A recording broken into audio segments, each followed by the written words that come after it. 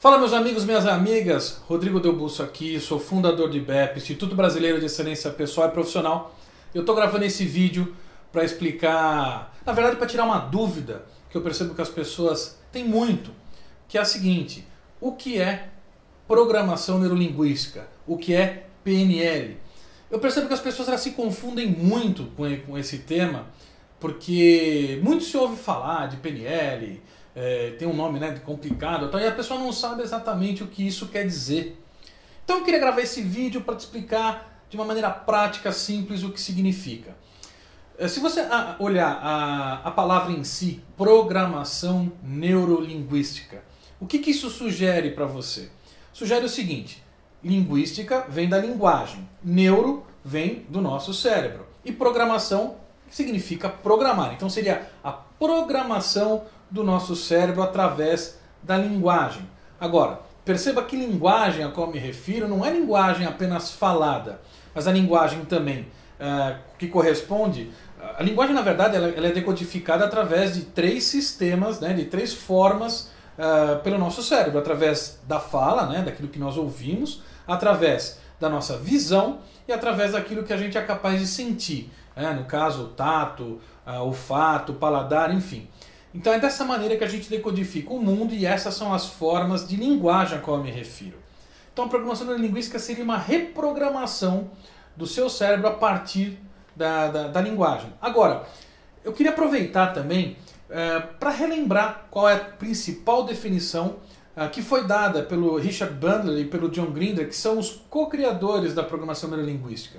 Eles definiram, na década de 70, programação neurolinguística como sendo o estudo da experiência subjetiva. É uma coisa meio complicada da gente analisar assim, o que isso quer dizer.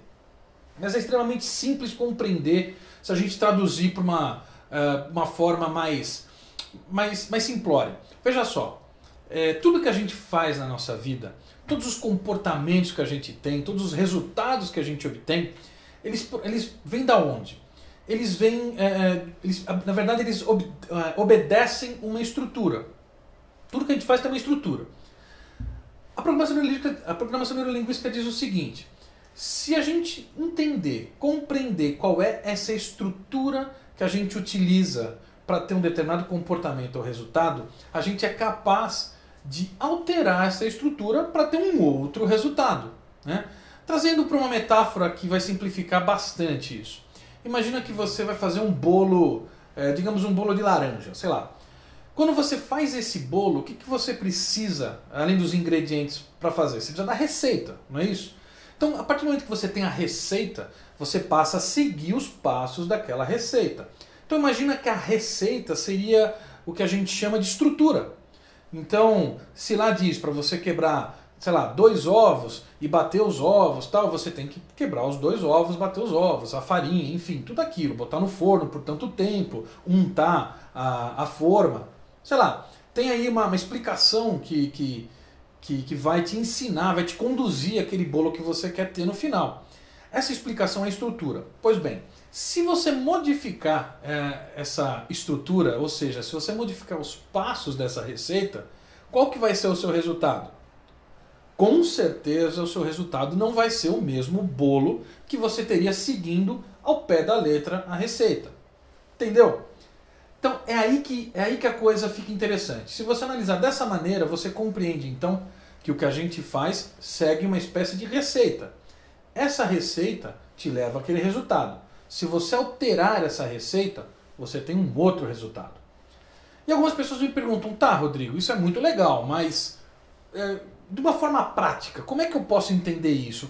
Como isso pode afetar a minha vida? Eu vou te explicar. Pensa assim: imagina uma pessoa que é, por definição, sei lá, que está por definição deprimida, né? As pessoas não são deprimidas, elas estão deprimidas, elas ficam deprimidas. Elas não nascem deprimidas, ok? Isso faz sentido para você? Bom, isso é muito bom. Se você entende que as pessoas ficam deprimidas, a pergunta que você poderia se fazer do ponto de vista da neurolinguística é: quais são os processos que essa pessoa utiliza para ficar deprimida? É como se você perguntasse para ela assim: cara, o que você faz para ficar deprimido? Se eu quisesse ficar deprimido como você, o que eu teria que fazer?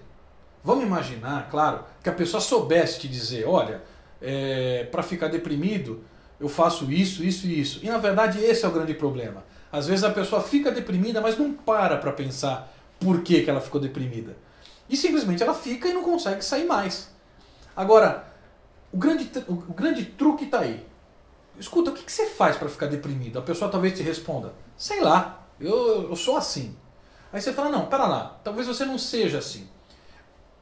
Quando você fica deprimido, antes de você ficar, qual foi a primeira coisa que você pensou? Ou qual foi a primeira coisa que você sentiu, a primeira coisa, alguma imagem que te veio à cabeça? O que na verdade disse para você, agora é hora de ficar deprimido? Pode ter certeza que existe alguma coisa em algum momento que que a pessoa talvez se recorde e fala, não, olha, na verdade tudo começa quando eu me lembro de uma imagem de criança. Pronto, tá aí. Talvez isso que a gente chama de gatilho, talvez essa seja a estrutura que precisa ser modificada. Não sei exatamente qual poderia ser na verdade, essa memória. Mas imagina que fosse uma memória, sei lá, dessa pessoa brigando com seus pais, sei lá. Se você conseguisse atribuir a essa memória um outro significado, naturalmente você conduziria essa pessoa a um outro resultado. Entendeu? Captou qual que é a importância da gente entender qual a estrutura, quais são os processos que a pessoa utiliza? Então, retomando, se você compreender o que a pessoa faz para ter um determinado resultado, se você alterar isso que ela faz, algum desses processos, naturalmente ela vai ter um outro resultado. Eu não sei se você já foi capaz de pensar, a partir disso que eu te expliquei, como essa ferramenta é poderosa. A programação neurolinguística ela é uma ferramenta extremamente poderosa. Mas, infelizmente, nos últimos anos, ela tem meio que caído... caído não no ridículo, não chega a esse ponto, mas ela foi um pouco deixada de lado. Principalmente por conta da própria indústria de curso e treinamento. Mas isso é um assunto para um outro vídeo. Eu prometo para você que eu vou te explicar o que é que estão fazendo, na verdade, na tua cabeça. Porque se você está vendo esse vídeo é porque você se interessa ou pelo menos tem curiosidade de saber mais sobre PNL. Só que a indústria, ela faz questão de deixar essa coisa meio nebulosa, complicada. E eu quero provar para você que não se trata disso. É muito simples. Sendo assim, eu quero dar a você... mais uma vez, quero deixar você o meu grande abraço, agradecer você por ter visto esse vídeo. E caso você tenha gostado e aprendido algo com ele, faz o seguinte, compartilhe com seus amigos, aproveite, dá um joinha no meu canal aqui no YouTube, assine também o canal do IBEP e tenha certeza que logo mais você vai me ver no próximo vídeo, ok? Um grande abraço e até o próximo vídeo.